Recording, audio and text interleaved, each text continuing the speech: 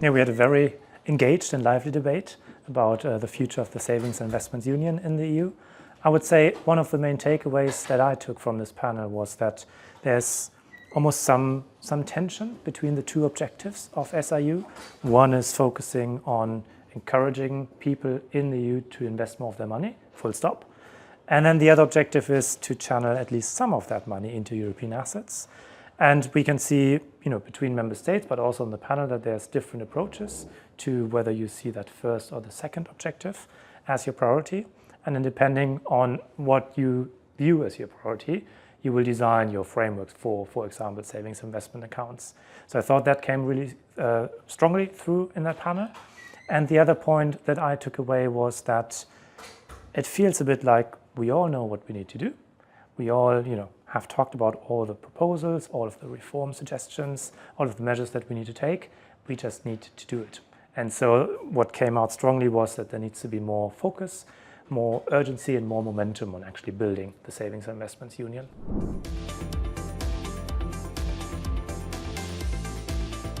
I think one of the biggest problems that we see across Europe is a very significant risk aversion. Not just when it comes to encouraging savers to become investors. Many Europeans, when they think about risk, they think about loss, they think about losing their money, and so they don't want to invest their money. But this culture around risk aversion, isn't just something we're seeing with investors, we're also seeing it in the regulators, we're seeing it with politicians, we're seeing it in finance ministries and with other policymakers. So this culture of risk, of being a bit afraid of change, is something we really need to address to make progress in Europe.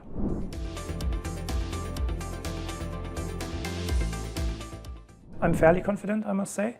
We're already seeing, following the recommendation of the Commission to introduce, for member states to introduce savings investment accounts, that some member states, have started doing this work. Poland announced to introduce an account from next year, modeled closely after the Swedish investment account. We've seen that Germany is talking about junior investment accounts and about reforming their workplace pensions. So I'm fairly optimistic that this approach by the Commission, trying to encourage member states to do something, trying to issue recommendations, is working. And I think it's good to see this, because we had an example of a pan-European approach with the PEP, the Pan-European Personal Pension Product, before, and we saw with that example it didn't work. It took 6 or 7 years to negotiate this product, to implement it, to then only have a product that isn't working.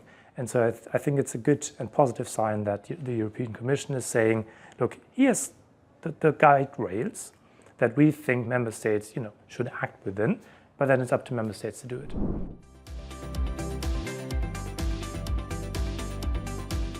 Well, look, if I wasn't optimistic, I would be in the wrong job.